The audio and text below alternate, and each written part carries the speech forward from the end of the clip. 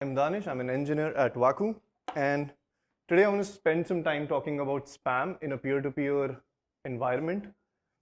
Let's start with asking ourselves the question of why is spam even a problem that needs to be talked about? For that, let's define what spam looks like. Spam, I can identify it in two layers. There's network level spam and then there's application layer spam, right? So application layer spam is something that's kind of non-trivial to solve for, considering it's mostly community controlled. But protocol layer spam is something that we can solve for, and that is what we're going to be talking about. Let's understand how traditional Web 2 projects would solve for spam. And one of the two ways they would go about it is there could be IP address logging and there could be KYC logging, right? IP address logging could be, well, if you're sending out too many messages that can be considered as a spam by a particular platform, they would ban or throttle your IP address. Second way would be KYC. Well, every platform would hand out a social identity or a social profile to their users, and if it is seen that you're spamming, they'd flag that particular profile, right? Now this gets interesting because, well, in anonymous networks, you don't really have a social identity or a social profile. So how do you solve for this? And thus comes RLN. Before we define RLN, let's see where we would use RLN, and the answer is Waku. Who here is familiar with this diagram? Awesome. So this is part of Gavin Wood, the co-creator of Ethereum. He talked a lot about the original cypherpunk vision that Ethereum he imagined. And the idea was, well, Ethereum was supposed to be this programmable, this contract layer, Swarm for file storage, and Whisper for communications. Waku sort of fits in and extends Whisper today. And it can be defined as a family of protocols for private, secure, decentralized, and peer-to-peer communications. The backbone of the entire network is the Waku relay protocol, and it is an extension of the peer-to-peer's gossip sub. An extension of the Waku relay protocol is Waku RLN relay, which is nothing but a gossip sub validator. And the idea is, well, every node in the network would receive certain things, and part of it would be an epoch, which is essentially if a message is more than 10 seconds old, the node would outright just reject that particular message. There's the RLN identifier, which is unique for each application that would be on the RLN contract. And then there's the nullifier check, which would essentially help us understand or infer if spam has occurred. Let's look at how the project structure for RLN looks like. At up top, we have Circom RLN, which is developed by the PSE team. It exports Z-key, verifier, and the circuit, which is ingested in ZeroKit, which is a Rust codebase, and exports two APIs. One's a public API, which is used further down in the CLI, which can be used for proof generation and verification. And then there's the FFI API for whichever language can consume it. It is further used in GoWaku and NWaku, the FFI API, which are the NIM implementations and the Golang implementations for the Waku node. And the public API is used in the RLN CLI tool. Moving on, we also have an RLN contract, which exports an abstract contract, which can be used by different applications for their custom validation for handling their membership registrations. And this can be also seen to have cool implementations where a project could also have their membership sets controlled by an NFT collection, a particular ERC20 holding, and you can be creative about how you can go on to have this custom validation. This is further used in the Waku RLN contract, which is also used in the Golang and the Nimlang implementations of the Waku node. Let's look at a simulation of how the Waku network could look like without RLN. And here we see multiple Waku nodes, and one of them is a bad actor. Let's call the node Alice. And the message starts to travel in the network, and Alice starts to spam certain nodes, and these nodes burn down.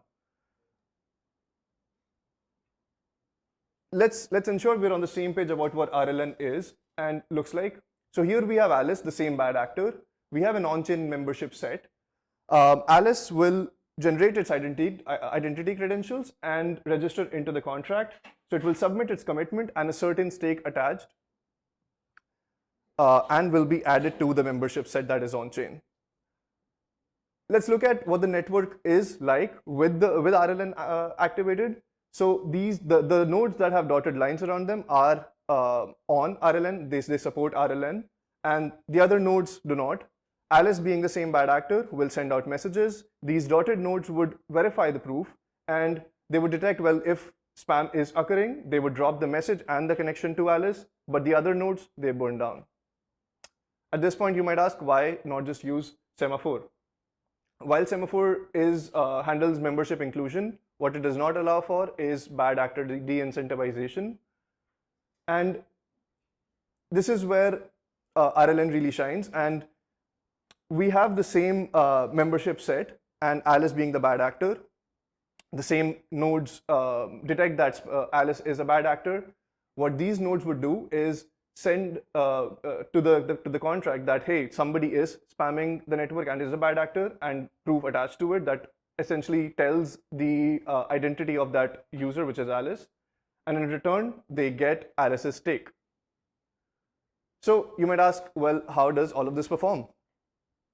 We see a proof generation time of roughly 150 milliseconds and a proof verification time of 15 to 20 milliseconds.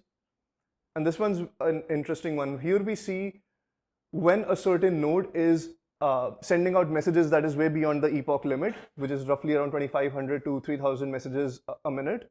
We see all the other nodes drop connection with that node right at that instant. These are the benchmarks for RLN in browser environments, and they're not the most appealing, right? We see a significant difference when compared to previous benchmarks. And this sort of brings us into our future work, where we aim to optimize proof generation and verification times in ZeroKit, experiment with KZG RLN as the proof system, experiment with a tree depth of 32 instead of 20, which currently exists, and see how it performs, optimize gas usage in smart contracts and perform audits, and also experiment with multiple epoch signaling. So right now the circuit only takes one epoch as an input, and we want to, with Waku, we've realized that we also want to have a limit. Let's say there are n messages allowed in a particular minute, but we also want to have a limit on the m messages allowed in a particular day. So we need inputs for two different types of epochs. And if you're interested in solving for RLN, please come join us. You can scan the QR on left, which is for the WAC career board, which is the research entity. And on the right, as a developer, if you want to get started building with RLN Relay, you can scan the QR on the right. And yeah, that's it for me. Thank you.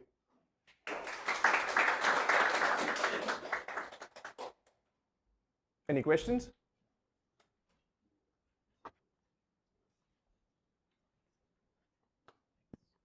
Can you talk more about like the slashing mechanism? Because I feel like, from my understanding, it would be hard to attribute the fault of the spammer as one of the RLN relay runners. Could you elaborate on the question? Yeah, so if the spammer was spamming messages to the network, right, and then I'm on the RLN relay runner, and then I'm going to report that spammer to the smart contract, how do the mechanics of that work to where the smart contract basically knows that that is true?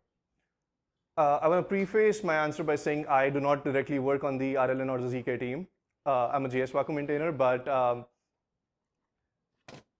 how I see it working is based on the certain criteria that parameters that we talked about, which are the epoch limit, which is the RLN identifier and the nullifier check. Based on these certain parameters, a node could detect if a particular actor is sending out messages that could be considered as spam, right? And every member on the RLN network would have a membership ID, right, which is also on chain. It's part of the Merkle tree. Once the node detects that, well, these certain parameters are not being met, let's say they're sending out too many messages that is beyond the epoch limit, they would send that particular actor's commitment to the contract, which would help understand what the membership ID for that actor looks like, and it would essentially slash that membership from the on-chain tree and give the stake to the node that reported it. Does that answer your question? I can add briefly to that as well. Like basically, so when you register, you use Samir secret sharing. So if you send more than one message in a given epoch, that basically constructs like a different private key. And in that case, if you have two shares of that private key, then you can construct sort of the secret and then go to the contract, and it's like it's your own private key. So you have revealed the private key that corresponds to that deposit.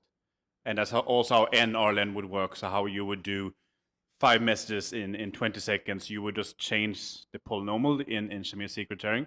And that's how you would sort of be able to reconstruct the secret key under different parameters for epochs and messages.